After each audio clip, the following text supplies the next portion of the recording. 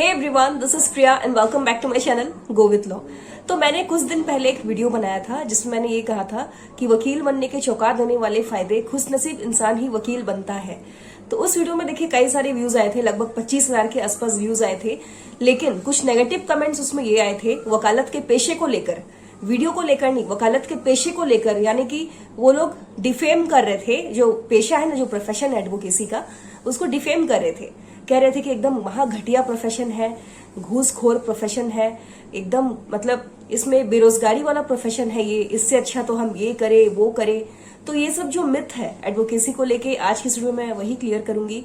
तो बन रहेगा वीडियो के एंड तक। और अभी तक आपने मेरे चैनल गोतलो को सब्सक्राइब नहीं किया है तो जल्दी से सब्सक्राइब के बेल आइकन को प्रेस कर दीजिएगा ताकि इसी तरह की यूजफुल वीडियोस के नोटिफिकेशंस आप सभी तक पहुंच जाए।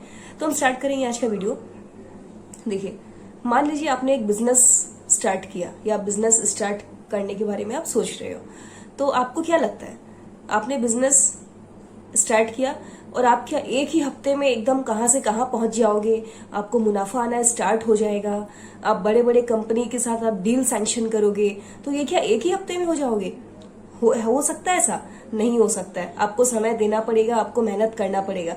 सिमिलरली मान लीजिए आपने एक रेस्टोरेंट अपना ओपन किया खुद का, ठीक है, तो आपको क्या लगता है वो एक ही दिन में चल पड़ेगा? पूरे मतलब दुनिया के लाखों करोड़ों लोगों तक आप कैसे पहुंचाओगे ये बात कि आपने अपना रेस्टोरेंट ओपन किया है? इसके लिए भी आपको देखिए समय देना होगा।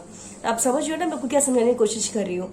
तो देखिए, मेरा कहने का मतलब यही है कि जो वकालत का जो पेशा है वो गंदा नहीं है, बहुत बेहतर है, बहुत ही सम्मानीय प्रोफेशन है वकालत।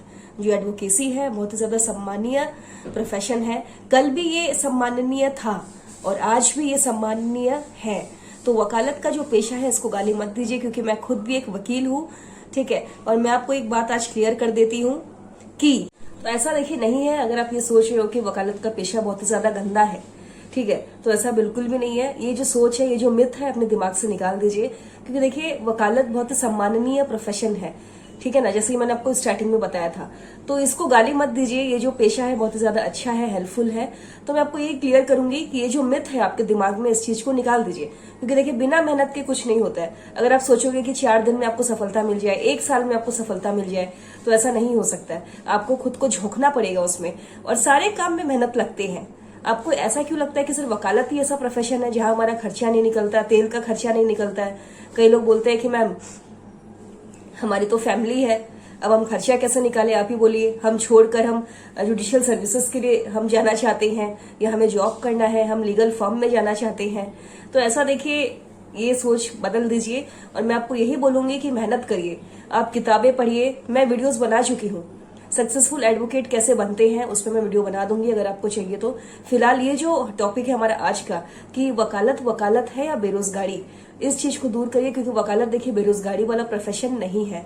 सब काम में मेहनत लगता है यार, आप इस बात को समझो। एक सिंगल सा एकदम सिंपल सा बात है, देखो कोई भी काम आप करते हो आपको मेहनत लगता है। आप एक दिन में आप सफलता प्राप्त नहीं कर सकते, आप 4 दिन में सफलता प्राप्त नहीं कर सकते। सक्सेस मिलने में टाइम लगता है। फॉर एग्जांपल देखिए, मैंने जो यूट्यूब चैनल जब मैंने स्टार्ट किया था 2020 में, तो मेरे सब्सक्राइबर्स एकदम 0 थे। 1 हफ्ते तक, 1 महीने तक, यार 3-3 महीने तक मेरे सब्सक्राइबर्स नहीं भरते थे।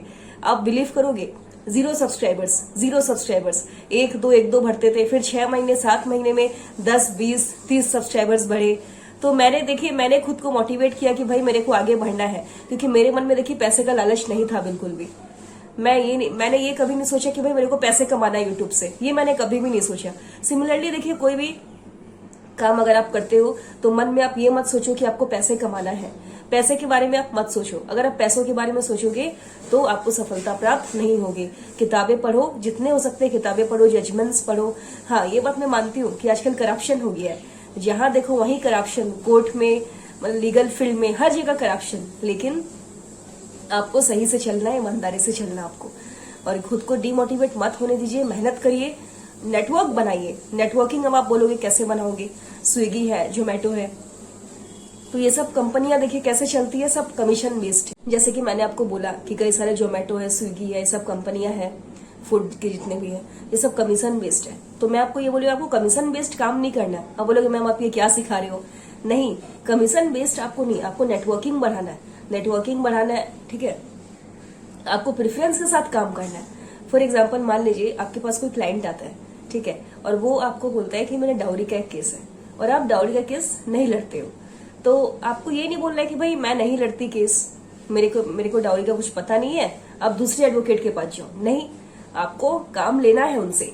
जो भी क्लाइंट आया है आपको उनसे काम ले लेना है और आपको ये बोलना है कि भाई जो डॉक्यूमेंट्स है वो आप मेरे पास जमा दे दो डॉक्यूमेंट्स, मैं 1 हफ्ते बाद आपको कॉल करूंगा और आपको सारे डिटेल्स बताऊंगा, या 3 दिन बाद या 2 दिन बाद, जितना समय हो सकता है आप लोग इस तरीके से विश्वास जीतो क्लाइंट का, है ना। क्लाइंट का विश्वास जीतना आपको आना चाहिए कि कैसे टैकल करना है प्रेफरेंस पे। भाई जैसे मान लीजिए डाउरी का केस आया, ठीक है, मैंने आपको जैसे ही बताया डॉक्यूमेंट लेके आपने रख लिया, तो आपका एक बेस्ट फ्रेंड है मान लीजिए, वो डाउरी का काम करता है, तो वैसे ही आपको अपने मित्र से बात करनी है और बोलना है कि भाई एक ऐसा ऐसा केस आया है, तो इसमें 20% मेरा होगा, 80% आपका होगा। इस तरीके से आपको प्रेफरेंस के साथ काम करना है। जैसे कि मैंने आपको बताया कि 20% मेरा होगा और जो 80% है वो आप रख लेना। देखिए इसका मतलब ये नहीं कि गलत है, ऐसा होता है, आपको बस जो जेन्युइन है, जो रिजनेबल है वही लेना है, क्योंकि हर काम में देखिए लोग पैसा कमाना चाहते हैं। तो मैं ये नहीं बोलूंगी कि ये जो वकालत का जो पेशा है इसमें आप लूटो लोगों को।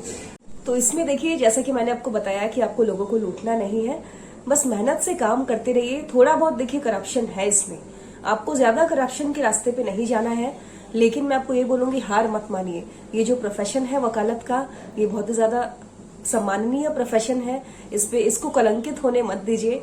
और ये बेरोजगारी आप इसको कैसे बोल रहे हैं, ये मैं नहीं मानती कि ये बेरोजगारी वाला प्रोफेशन है।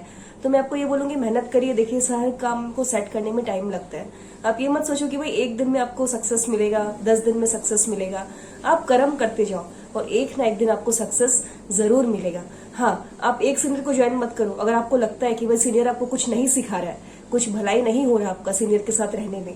आप एक सीनियर को और पकड़ लो, आप 2 सीनियर 3 सीनियर जितना हो सकता है आप सीनियर्स को ज्वाइन करो, जल्दी काम सीखोगे। अगर ज्यादा समय आपके पास नहीं है इस प्रोफेशन को देने के लिए, तो आप एक साथ में 2-3 सीनियर पकड़ो, जैसे मैंने आपको बोला।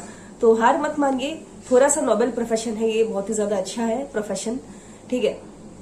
दिमाग लगाइए और क्लाइंट का जो विश्वास है उसको जीतिए, उसको जीतने की कोशिश करिए, जो ट्रस्ट होता है उसको जमाइए। और कोई भी क्लाइंट आपके पास आता है तो आपको सबसे पहले उनका डॉक्यूमेंट्स लेके रख लेना है। ये देखिए बहुत ही ज्यादा प्लस पॉइंट होता है।